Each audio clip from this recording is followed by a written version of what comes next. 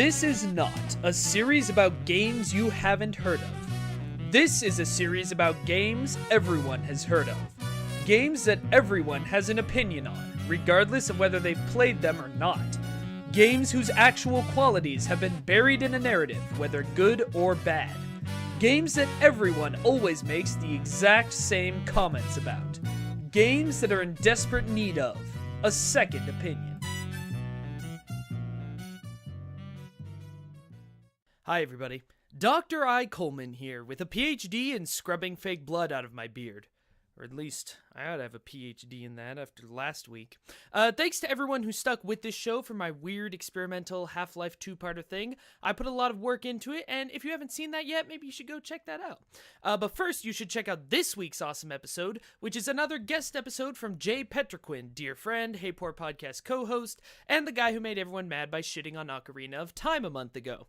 Jay kindly stepped in to take a viewer request because I was laid out by how much time and effort the Half-Life stuff took, and we didn't want to miss a week, so thank you Jay, thank you Blue Sky who requested it. Enjoy this video on why the original Bioshock is bad. Hey poor players, it's Jay Petrequin here again. That's right, the kid who wrote that scandalous Ocarina of Time script a few weeks back that set every product of 90s nostalgia into a justifiable tizzy. This time I'm taking the mic directly from I, who had a bit less to say about this particular topic than I did.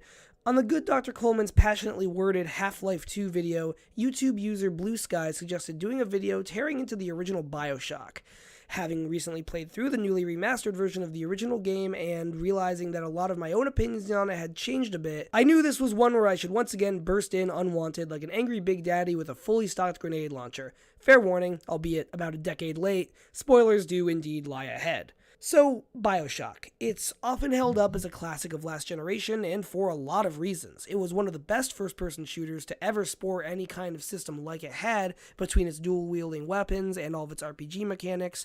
Its world was frankly really cool as this sort of Ayn Randian dystopia set not only in a specific time and place, but in a specific philosophy and state of mind as well. If you clicked on this video hoping I was going to tear this game limb from limb, it's my sorry duty to inform you that's not exactly what I'm here to do, because I think a ton of what Bioshock does has a lot of merit.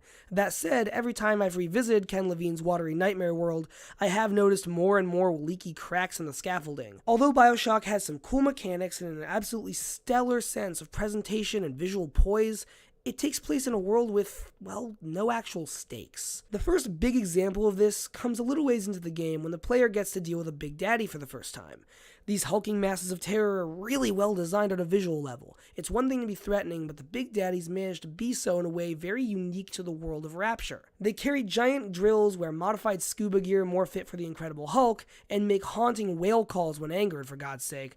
They come off from the get-go as a prime example of everything that went so badly wrong in this city, with their creepy and talkative little sisters in tow. Alright, so anyway, you go to fight one for the first time, and it riddles you full of holes. You wake up in a Vita chamber, fully expecting to find the thing wandering around back to full health and ready to repeat the process just as soon as you feel foolish enough to give him another old 1-2 punch. But then you see him and, oh, wait. All the damage you did before kicking the bucket is still there. You got his health down by like about a third. Well, alright, time to take him down again. Maybe another quarter of his life chipped away before the old rusty boy runs you through again. You respawn, attack again, rinse and repeat. So this is an example of a bigger problem because it removes any actual sense of menace to what is meant to be the single most iconic enemy in the whole game. It's on the damn cover, for God's sake.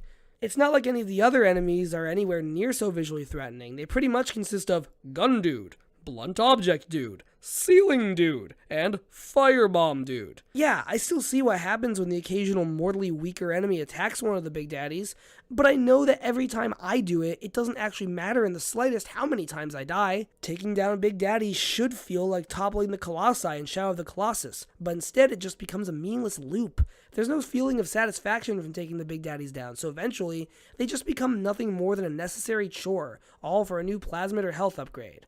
But surely this can't be the only leg I'm standing on. My balance isn't that good, and there's plenty more to be said. The biggest issue with Bioshock's lack of stakes is actually its narrative, one of the things most often praised within the game's watery halls. From the moment the player plunges into Rapture until his final climactic battle with Dr. Manhattan, I mean Frank Fontaine, it's made clear that the main character is somehow, well, vaguely important. You're the first new face down here in a long time, and a lot of people have their eyes on you for that. All the way up until the iconic "Would You Kindly" reveal in Andrew Ryan's office, though, the player is never really given much of a reason to think about the character they're playing as a person until, wham! Suddenly, with a narrative turn that defines the series, you come to realize you've actually been instrumental in the entire story of the game. As a cleverly mind-controlled pawn of Atlas, the one and only character whose voice you've been led to trust up until this point, who is himself nothing more than a sham created by a greater mastermind. Now, this works really well as far as manipulation of trust goes. The player feels genuinely betrayed, just as we should be led to believe the character is. Only problem is, oh wait, we don't know anything about how the protagonist feels. Not really, because he's a completely silent protagonist. It's very fitting that this video was requested in reaction to Dr. Coleman's Half-Life 2 second opinion. In that video, he made the very salient point that Gordon Freeman doesn't really fit within his own narrative, due to being a silent husk of a character surrounded by people who seem to completely revere him. What follows after the big reveal in Bioshock is a quest which presses upon players the need to break Fontaine's control. This is the strange left turn the story's narrative focus takes, where suddenly, in its final quarter, it decides that it should be about the player character and then acts as though it has been all along. We're expected to suddenly buy these stakes that supposedly now exist for us as the controllers of an important protagonist. The only problem is the person we're supposed to be liberating from psychological enslavement has been silent the whole game, save for the occasional guttural scream. The twist surrounding the protagonist is surprising writing, sure, but that doesn't actually make it good writing. Here, it's weightless writing. To compare, this choice was something actually greatly improved upon by Bioshock Infinite, a game which gave its protagonist a distinct voice, a stated goal, and many vocalized interactions with his surroundings. I don't think Infinite's writing is perfect either, with a plot twist climax which I think actually really falls apart at the end, although I guess that's a whole other video, but we're given a sense of the stakes at hand. Bioshock Infinite opens with Booker DeWitt reciting the oft-repeated line, "Bring us the girl and wipe away the debt." What that debt truly entails is something we won't come to understand until the end of the game, but even that first mention of the words is a seed planted in players' heads which sprouts into a sense of tension and value towards Booker's goal.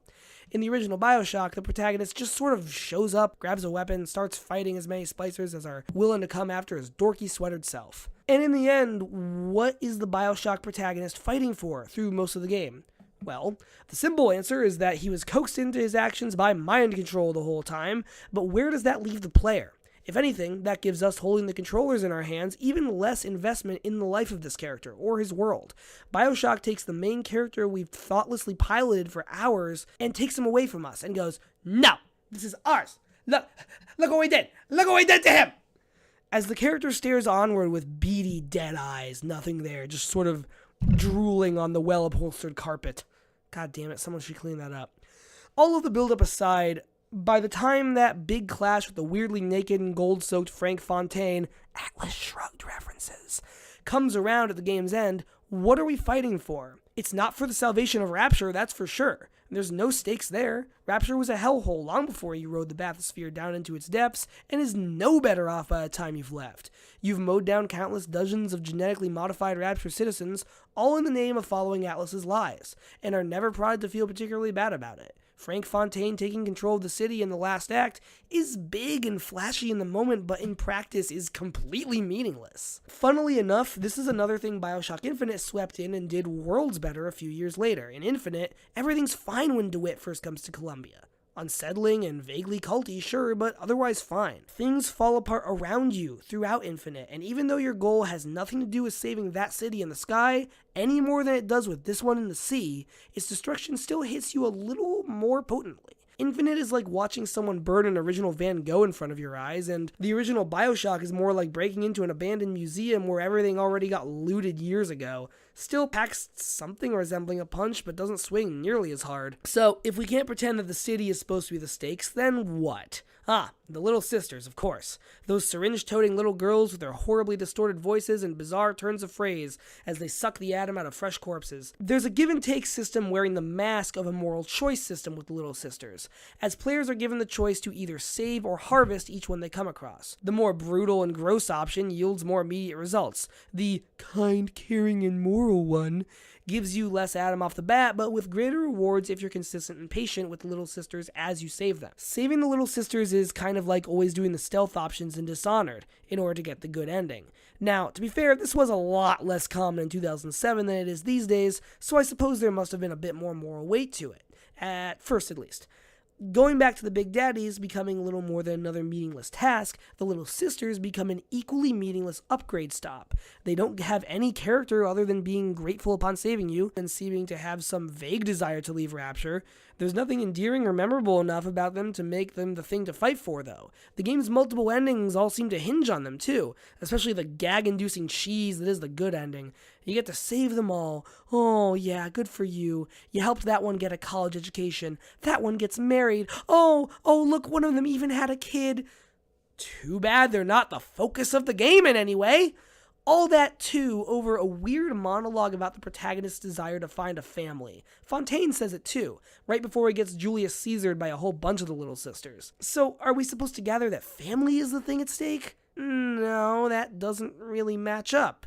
It's not a theme anywhere. It's nowhere. Nowhere until the game decides it has to find a place somewhere. At the end of this submarine voyage, I guess the real problem with Bioshock's lack of any real stakes is a lack of focus. What is Bioshock about?